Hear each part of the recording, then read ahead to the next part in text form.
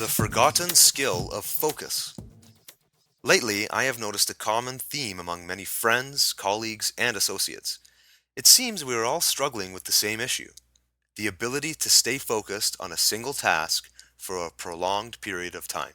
When I recently took a mental inventory of my typical day, I quickly became alarmed by the number of concurrent tasks I found myself working on at any given time.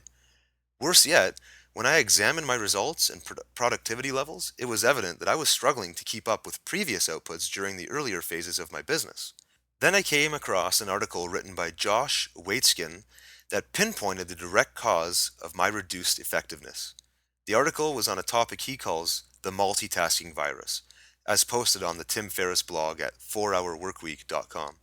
In the article, Waitzkin demonstrates the detrimental effects of multitasking and makes reference to a recent study at the British Institute of Psychiatry, which showed that checking your email while performing another creative task decreases your IQ in the moment 10 points. That is equivalent of not sleeping for 36 hours, more than twice the impact of smoking marijuana. This was a real eye-opener for me. I would have a hard time counting the number of times I've been checking my email throughout any given workday. On more than one occasion, I would completely stop a task, often something more important, to tend to a new email that popped up in my inbox, regardless whether it was important email or not. Can you relate to this? When I discovered that this type of distraction was literally decreasing my IQ, I could immediately see certain areas where the quality of my work had been impacted. But it also forced me to stop and think about all the other distractions that I was allowing, knowingly or unknowingly, to impact my work. Between news and information websites, email, phone calls, instant messaging, and business research, I was probably getting distracted a minimum of 10 times a day. If you think that sounds like a high number, take a few moments right now to mentally review some of your own personal distractions.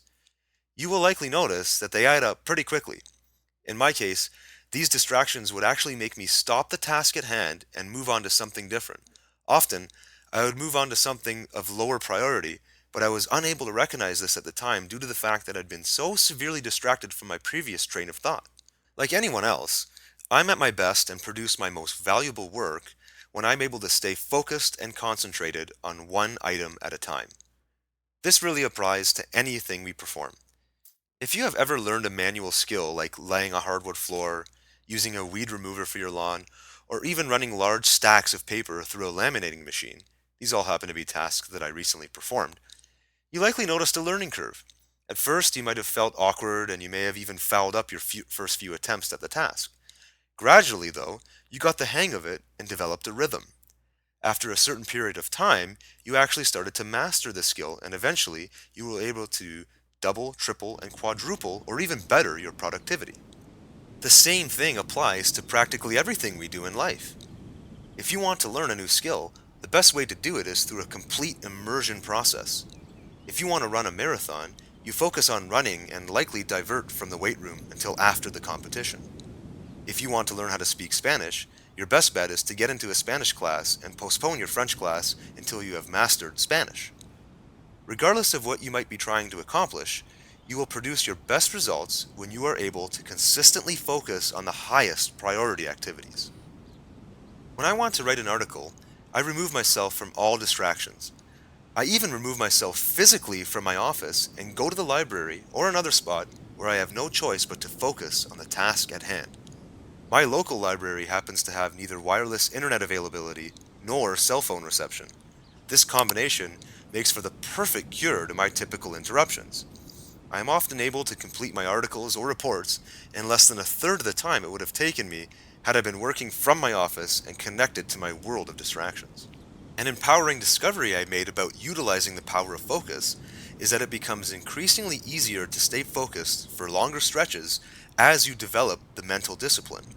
One of the 6 intellectual faculties of every thinking person is something called will. This is our ability to sustain concentration on one item for an extended period of time.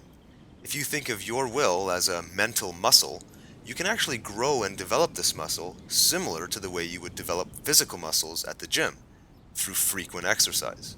If you are experiencing problems with productivity, take some time to carefully review the key points from this audio. Then, Try to determine if and where you are falling victim to distractions. Make a commitment to eliminate these distractions, disconnect from the internet, turn off the cell phone, whatever, so you can begin to practice your focusing exercises. You may want to start with 30-minute blocks. Work on staying 100% present with the task at hand. Monitor your progress. As you feel comfortable and find your rhythm, work on stretching it out to an hour, then 2 hours, then go beyond if you can. But don't forget to listen to your mind and body. Taking breaks is absolutely critical for your long-term success.